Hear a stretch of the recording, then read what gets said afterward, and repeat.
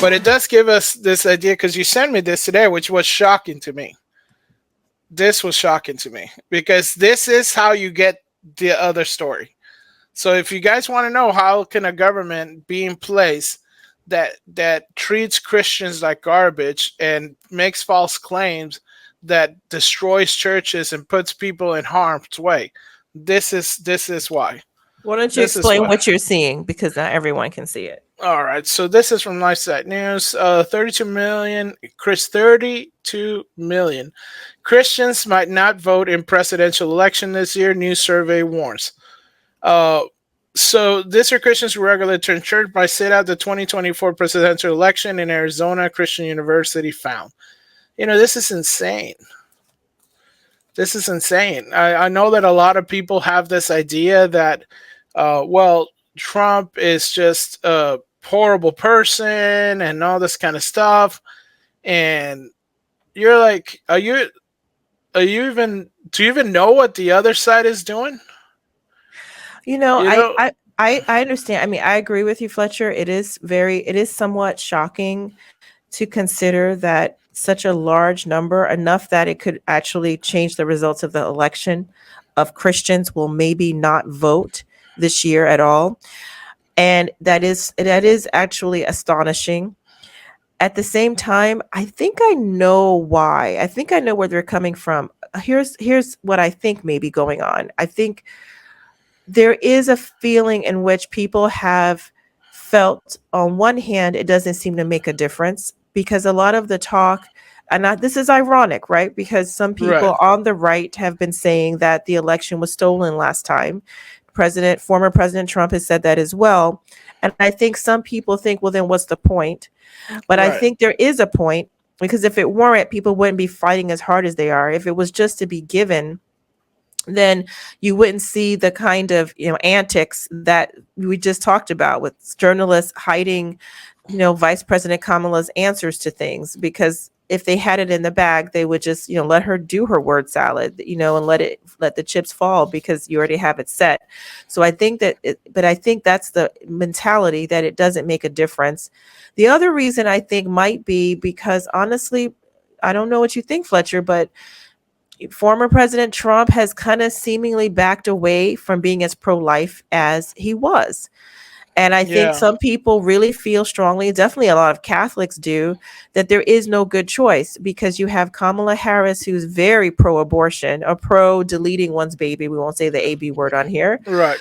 And, now, Trump, who used to be fairly pro-life, has been more so waffling. And I think out of the idea that he's going to get more voters that way, he's afraid of losing the suburban women's vote, who want to delete their babies, or deleted their babies when they were young women and feel guilty about it, and want to be able to, not feel like what they did was wrong. They feel personally attacked by having, Roe v. Wade overturned, or maybe who want to be able to delete their grandbabies. I don't know.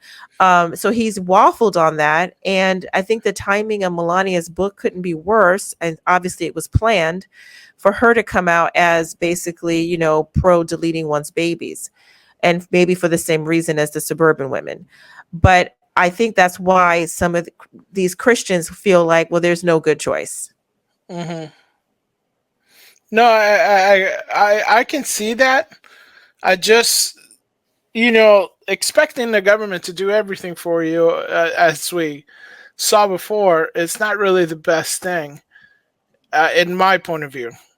Now, I'm from, countries that really abused the people. But sometimes, the United States has had a history of doing similar things. And the way that I see it is that, do you want to be? I felt like Christians had been shut down by the government, very much. I mean, we're getting dangerously close to stuff that's happening, like in the UK and Australia, and Spain, to us here, where people are getting arrested just for praying, even silently. Uh, and we know with the Face Act, that they've been targeted. Even like older folks are out in jail, for non-violent, peaceful protest. And these are not the people that are setting this 80-year-old ladies and 70-year-old men or 80-year-old men are not setting fires to anything. They're not destroying 7-Elevens. They're not, storming Capitol buildings. They're just praying.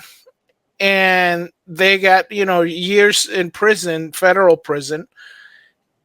And now you want to say you don't want to vote, because guess what? The people who Harris is going to bring into power hate you.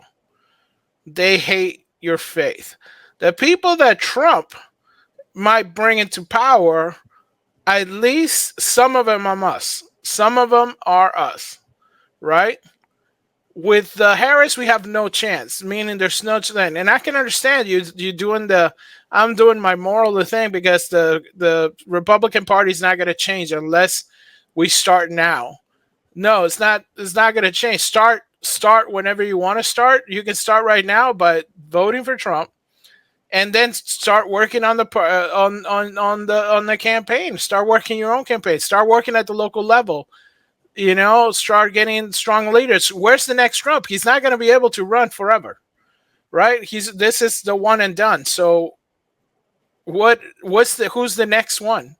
Who's after him? Are you gonna? And I think something what JD Vance had said was very interesting, because he said when his anti self deleting deleting babies measures he did in his state did not pass. He didn't say, "Oh my gosh, the godless heathens are attacking me." He said, "You know what? I didn't do a good enough job to teaching people that this is evil." Right? Mm-hmm. That's what he said.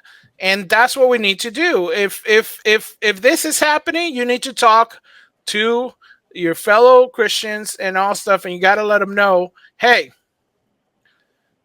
this show them why, show them the love of Christ, but also be firm and let them know, hey, maybe this is not such a good idea to be deleting, kids like it's a Happy Meal, Right. right? Maybe Right. having access to that is not the best thing.